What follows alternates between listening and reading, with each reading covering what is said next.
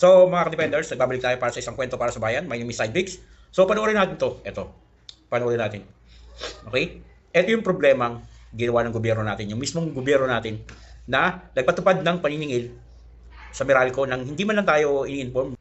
Kahit yung mismong Meralco, hindi rin nagbigay sa atin ng info about sa dagdag singil na sinasabi ng Meralco, lahat yun is utos ng gobyerno.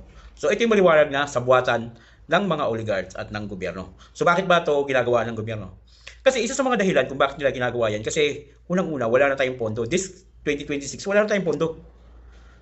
Kung nagtataka kayo, di ba, paano natin nasabing wala tayong pondo? Di ba nga, mayroon tayong problema sa kinakaharap sa crisis na langis. Kaya hindi mapababa ng gobyerno yung presyo ng langis kasi nga, wala na tayong pera na pang-subsidy.